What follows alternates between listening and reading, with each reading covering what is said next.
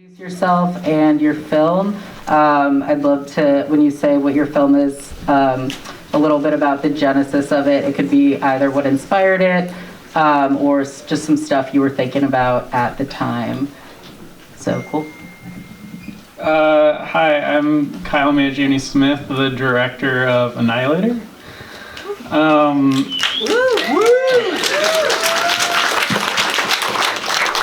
I kind of just wanted to make the craziest thing I could in the shortest amount of time I could. And the rest of it just kind of came from there. Hi, I'm Jessi, Gaston. I made Black Pill. And I don't remember exactly what the genesis was. I know I was vaguely aware of, like, at the time, slightly more nascent incel culture online. And also I was really into plasmoidal slime molds. And that's about it. My name's Asuka, and I directed AI Mama. And I was just like really into serial experiments lane at the time. Awesome, thank you. So, yeah, the rest of this can be, I'm going to ask some general questions and some questions specific, but also it can be a conversation, so feel free to jump in whenever and respond to each other. And there will be some time for audience questions as well. Just to start things off, all three of your films, but also other films in the program as well, obviously have like digital subject matter, but used practical effects and are very much about body horror. So I'm wondering if you could talk about either why you chose to bring things together, or why you think this is like clearly a thing, you know, in general. Well, I mean, as someone that grew up on the internet, I was exposed to and experienced like just opening, you know, a website and seeing the most fucked up thing imaginable, and like I don't know, I just felt like the whole experience of witnessing like gore or snuff films or anything in that world isn't really something that's explored a ton in film, and like the horror movies that do tend to explore that do it in usually kind of a dumb way, or just, you know, they're just trying to make the most fucked up thing they can, which there's a world for that, but I don't know, I guess like I just think there's a lot that can be explored from like the experience of what that like does to your brain as a teenager, that I hadn't really seen before. So I guess that is where a lot of that came from for my film. Yeah.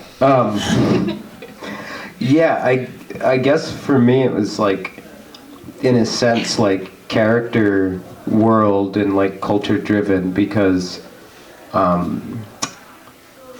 it's similar, I feel like, because how does a person arrive at this point is kind of the question, I feel like, with our two films, actually. And the answer is that, like, well, first and foremost, they have to be cut off from other things in the normal world. And as a result, I mean, I feel like you can't really have those extreme ends without kind of like self-perpetuating culture where people keep egging each other forward into like aberrant or very strange things. And so I guess the fact that Ven is a massive shut-in is like a necessary prerequisite for everything that happened, is, I guess, my logic for that. And it's like inextricable from the whole thing. Wait, can you repeat the question? Yeah, so the question was, like, why does body horror go with like themes of the internet, and why do practical effects so often go with themes of the internet? Oh no. That's okay. You can also just respond to the things that other people said. Responded also. That's fine. Wow. You did great. Everything you have to say about your film is interesting. It's just you don't know. That's not true. I think like the use of body horror in films is like a really great way to express something that's so like impossible to articulate, especially when we're talking about like queerness and like gender identity. And I don't know, I think like for AI Mama, like it's obvious that I was influenced by Tetsuo the Iron Man, and it's like basically like an homage to the film. And I think like Tetsuo the Iron Man is like considered to be also like a horror film that has a lot of body horror, but ultimately I think that film is also a love story, and something there's a lot of like sweetness and like tenderness in that film, and like I think like my goal for AI Mama and like using body horror in it was to convey that tenderness as well. Yeah, not to cross talk too much, but I feel like the tenderness and the love of like kind of like in the context of something that's so inorganic is like that's the compelling thing, right? It's super cool. Sorry. Just about your film. Yeah. Awesome. Cool. I'm going to open it up for audience questions. If anyone wants to ask, you can ask something of everyone or a specific filmmaker. Yeah, all the way in the back. Was the main character of Annihilator, was he okay after that? The question was the main character of Annihilator okay after that? Yeah, he was chilling. He's dead too, though. Yeah, but like he came like so hard right before that happened, so it's fine. Thank you. That was a great question. Anyone else? Yeah, I see another hand. Was the character of Black Pill okay after that? Yeah, no, Vim didn't die. I mean, if you pay close attention, they just transmogrify into a plasmodial slime mold, and in the wider dimension, they kind of achieve I guess a oneness with other shut-ins who go through the same process. So they actually live forever, and they consume the world in a kind of like miasma of, dread and, I don't know, aloneness. So yes, definitely. Better than us. Did he come so hard after that? No, there's no, that's, you're missing, you go past things like that. You don't, it's transcend, no. Okay, well, I'm going to preempt the next question and ask if the protagonist of AI Mama is okay. Yeah, they're fine. Chilling. Yeah. Your takeaway from all of these films should be that no one was hurt. It was all okay. That does actually kind of lead into another question I had prepared, which is that, like, it kind of goes for all of you that, like, there's a way to see the protagonist of each of these films as a victim, but there's also a way to see them as someone who, like, really strongly took control of their own destiny, and Sorry, go on. I don't know, I guess I'm just curious if each of you consider these characters to be victims. I don't at all. I mean, my whole thing with it is that, like, this guy found this person's videos on the internet and was like, I need this to happen to me more than anything I've ever thought about. So he's like, it's totally up to him. He's not really a victim in this situation. He knew exactly what was going to go down, you know. And again, he came really hard, so it was okay. Yeah, feel like victim is the wrong word. I feel like so I guess when I was first making it, it was like I tried not to like judge anyone, any of the characters. But then after it came out, I try not to judge anyone who like gives me an opinion on the film, because there's a wide range. Some people have reached out and just been like, you know, I love this movie. I related a lot. I've always wanted a woman to talk me, and like it's, you know, I get that repeatedly from people, which is crazy. So I think victimhood is the wrong word. I think that like in a certain sense Ben had agency. I think that like it's reasonable for a lot of people, maybe myself included, to say that like a series of things have to go really wrong on a structural level to have this happen. But yeah, ultimately like they sought out something that they wanted more than anything in the world. Like you said, I mean, it's a, yeah, I don't know. I guess for me it was like about the like massive gap between what seems right and what feels right for very different people. I think that like as filmmakers, like we're the creators of our own films, but at the same time our own films create us. And I think like the relationship between like Kay and the computer is sort of reflective of that, where like they are the child, but they're also the creation of this artificial mother. And I think like I wanted to collapse the binaries between like who is the creator and who is the one created, like who is the predator, who's the victim, because in many ways like you can be all of those things at once. Yeah. Did you?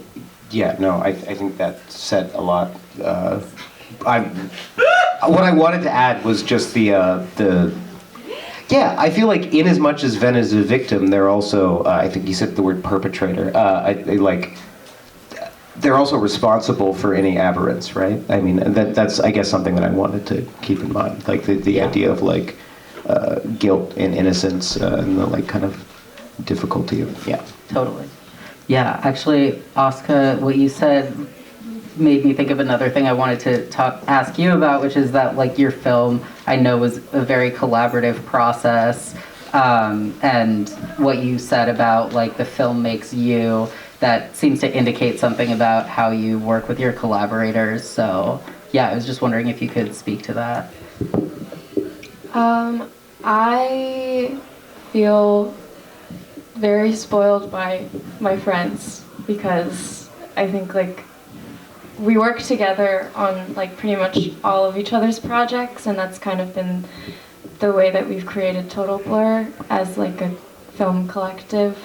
And I think I just feel really grateful for having like my chosen family to work with me, and I think that, you know, this is like all of our films. Like this is like not just my film, and there is no AI Mama like without like Charlotte and Jules and Iona and Kay and like all these people who helped me so much. So yeah.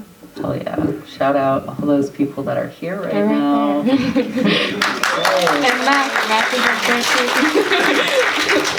Cool. Any last call for audience questions? Yes, I see a hand right.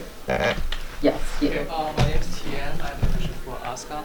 So I'm active in the electronic scene in Chicago, so I'm wondering, you have collaborated with Mangione-Smith and breakneck in the past. Are you going to keep moving on doing more collaborations with like electronic artists in the future? That's my question. The question was for Asuka, if you're going to do any more collaborations with electronic artists in the future. Yes, I would love to. Yeah. Oh, do I have any plans? Not at the moment, no. But I'm always open to doing that. Yeah. One more question? Yeah? Yeah, I had a question for Jessi about Black Pill. Don't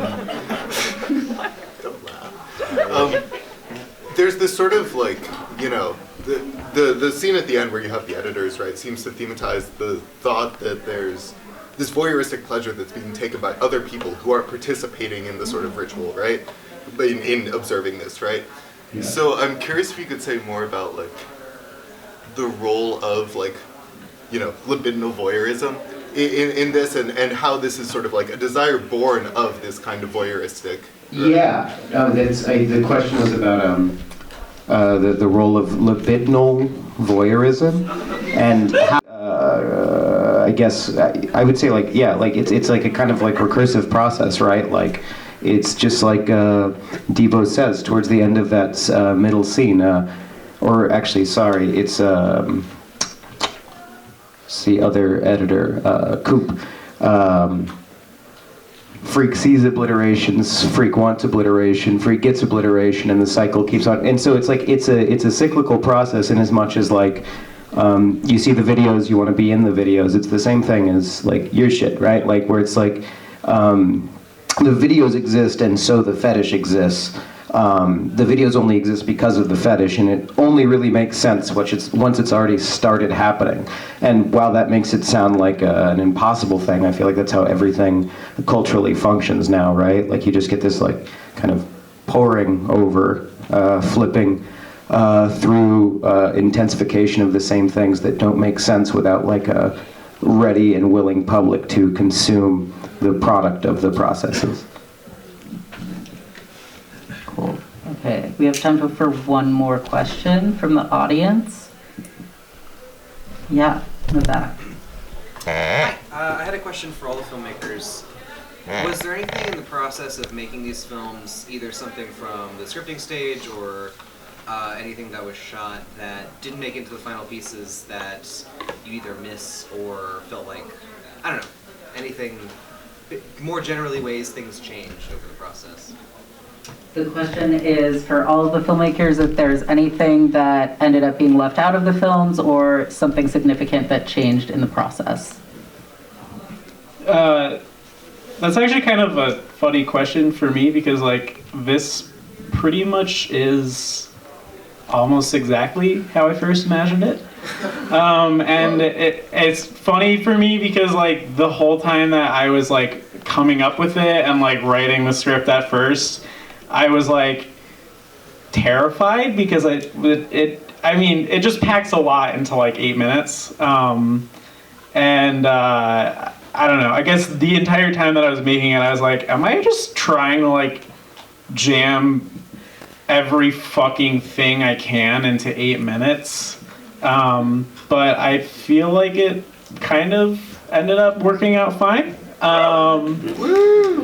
But yeah, I mean, I guess, like, the main thing in particular was, like, the driving through, like, the fire, which I think actually is a very, like, important element to it. That was, like, one thing where I was like, am I really gonna try and do that on, like $6,000? But I did, and it looks phenomenal. So,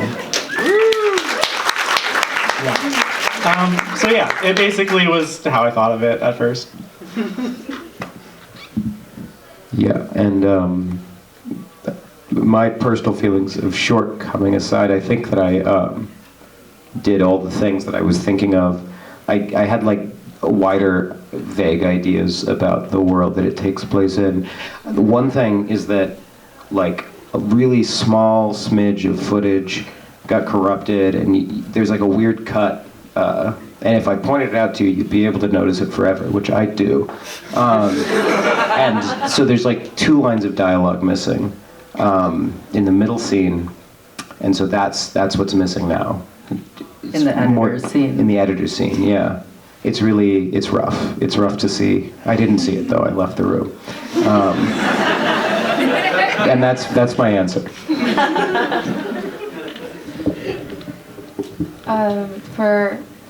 For AI Mama, it was like, I think we started with like 2 or 3 rolls of Super 8 film, so the shooting to edit ratio was, like, really slim. Like, there weren't that much. We had to be extremely efficient, basically, and, like, some of these takes that make it in the final film, like they're just like the only takes that we got. So we were pretty like quick with it. I think like the stop motion stuff that Charlotte did, like that was like, you know, that was like a way longer process. But yeah, not a lot of footage went to waste. Cool. Okay, I'm gonna ask one quick fun question for everyone, then we're gonna go see Kay's set. So the question is, do you consider yourself to be a cyborg? I just consider myself to be Kyle. Yeah, no, I don't. I don't know why I would.